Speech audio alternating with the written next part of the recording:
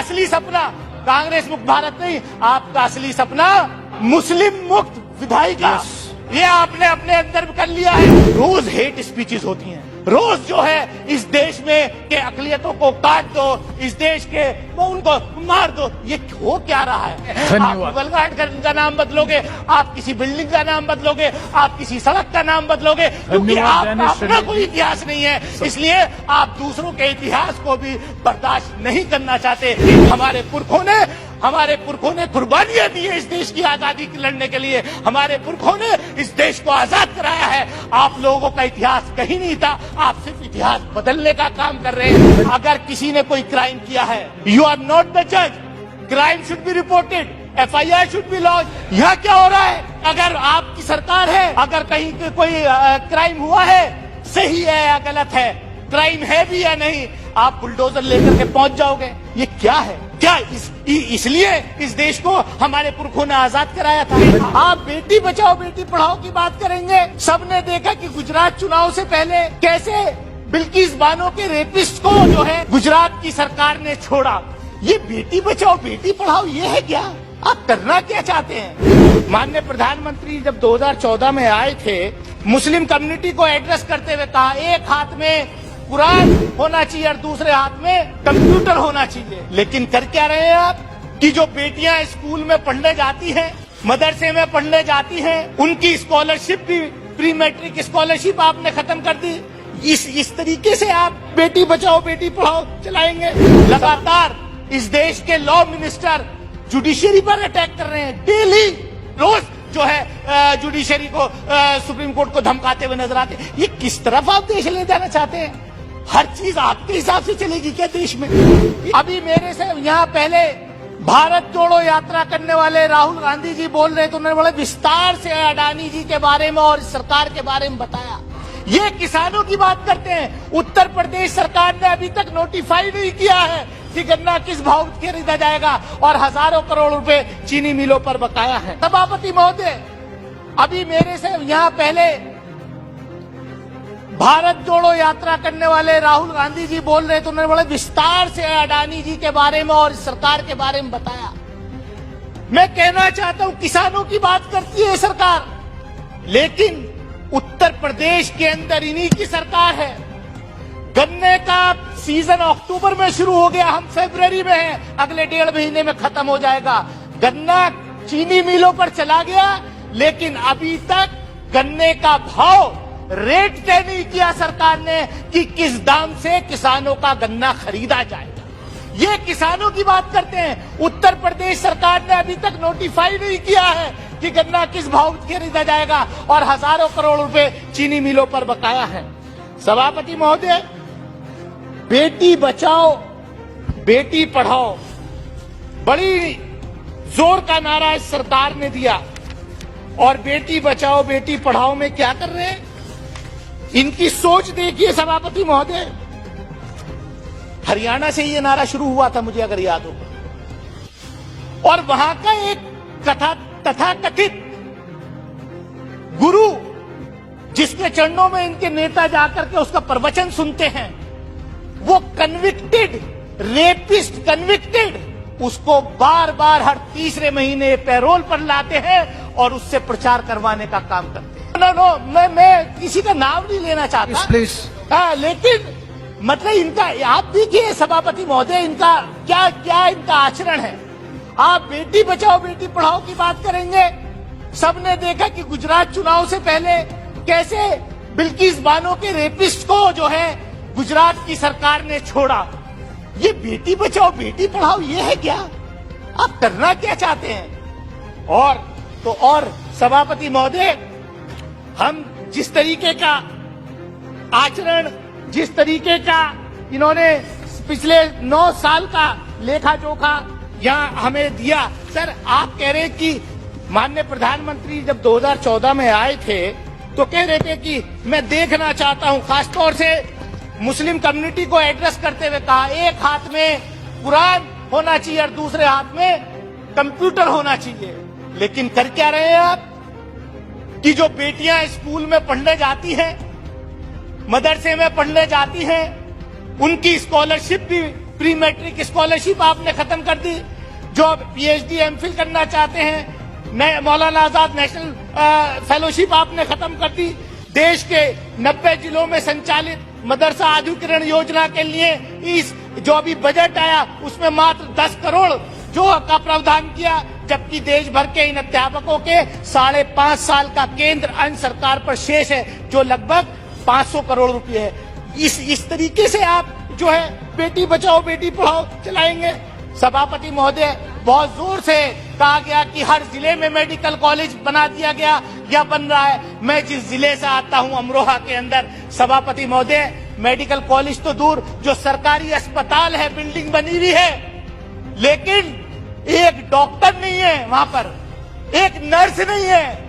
ये व्यवस्था है सरकारी। हेल्थ मिनिस्टर साहब यहाँ बैठे हैं, मैं चाहूंगा वो संज्ञान लें कि अमरोहा के अंदर जो जिला अस्पताल है, अमरोहा जिले में अस्पताल है, बछराइयों में 50 बेडेड हॉस्पिटल है, बिल्डिंग है, लेकिन एक डॉक्टर की नियुक्ति नहीं है। डॉक्टर की नियुक्ति करेंगे नहीं आप, पैरामेडिकल्स की नियुक्ति करेंगे या नहीं आप। और तो और छोड़िए सभापति महोदय, यहीं दिल्ली के अंदर जामिया मिलिया इस्लामिया यूनिवर्सिटी है। जामिया मिलिया इस्लामिया यूनिवर्सिटी पिछले दशक से ये मांग कर रही है कि वहां पर मेडिकल कॉलेज आप खोल दीजिए। इतनी बड़ी आबादी है, पश्चिम उत्तर प्रदेश का नोएडा, ओखला, और वहां पर अब तो हम हाथ जोड़ के इनसे ये भी कह दिया कि साहब आप हॉस्पिटल छोड़िए 100 बेडेड, केवल फैकल्टी खोल दे दीजिए, हॉस्पिटल वहां प्राइवेट हॉस्पिटल से अटैच हो जाएंगे।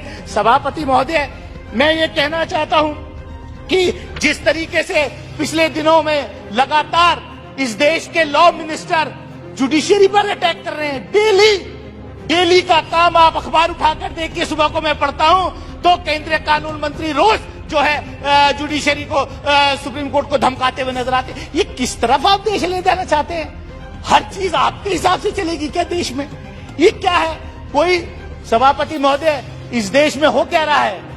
हमने मध्य प्रदेश की घटना देखी, हमने उत्तर प्रदेश में घटनाएं देखी, हमने आसाम में घटनाएं देख रहे। क्या हो रहा है? बुलडोजर लेकर के अगर किसी ने कोई क्राइम किया है, यू आर नॉट द जज, crime should be reported, FIR should be lodged, investigation should take place, trial must take place, then if somebody is guilty, he must be punished.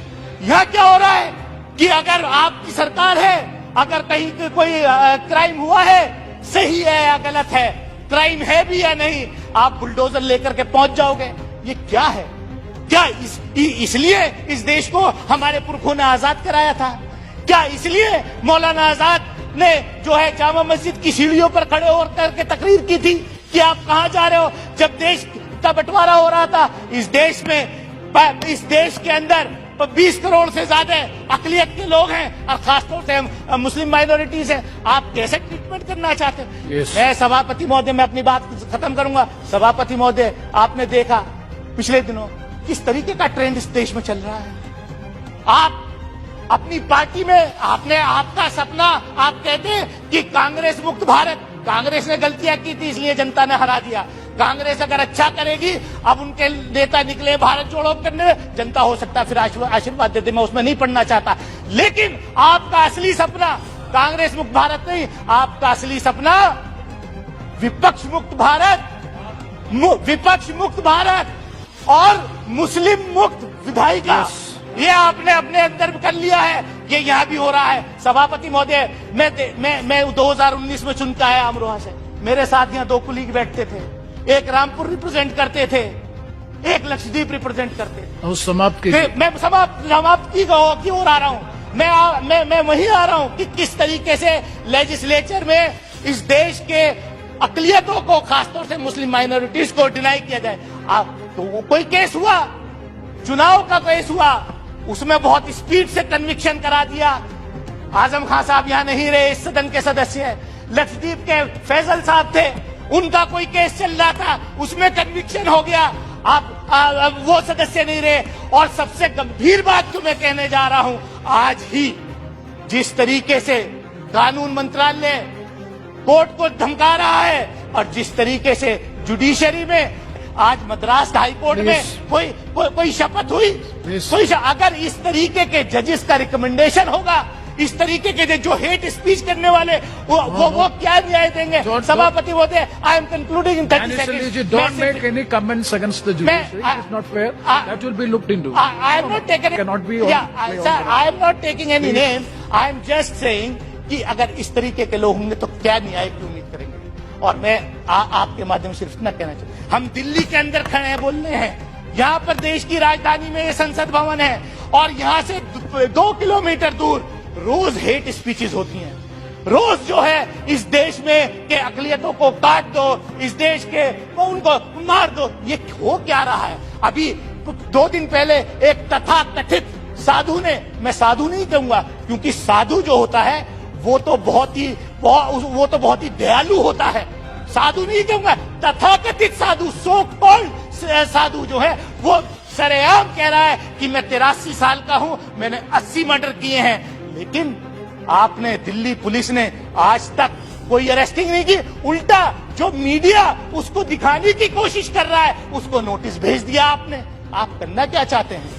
Way undeclared emergency इस देश में आपने लागू कर रखी है। Yes. सभापति महोदय, मैं ज्यादा कुछ न कहते हुए मैं आपके माध्यम से सिर्फ यही कहूंगा कि देखिए, ये देश सबका है, ये देश मिली जुली संस्कृति का देश है। इस देश का ताना बाना सब लोगों ने, हिंदू, मुस्लिम, सिख, ईसाई, बौद्ध, जैन, पारसी, सबने मिलजुल करके इस देश का ताना बाना बुना है। इस देश के ताने बाने को मत तोड़िए। खुदा के वास्ते मैं हाथ जोड़ करके अपील करता हूं लोगों को, आप इस तरीके से टेरराइज मत कीजिए। एक इतनी बड़े सेक्शन को आप 2nd ग्रेड सिटीजन नहीं बना सकते। हमारे पुरखों ने कुर्बानियां दी है इस देश की आजादी की लड़ने के लिए। हमारे पुरखों ने इस देश को आजाद कराया है। आप लोगों का इतिहास कहीं नहीं था, आप सिर्फ इतिहास बदलने का काम कर रहे हैं। आप मुगल घाट का नाम बदलोगे, आप किसी बिल्डिंग का नाम बदलोगे, आप किसी सड़क का नाम बदलोगे, क्योंकि आपका अपना कोई इतिहास नहीं है। इसलिए आप दूसरों के इतिहास को भी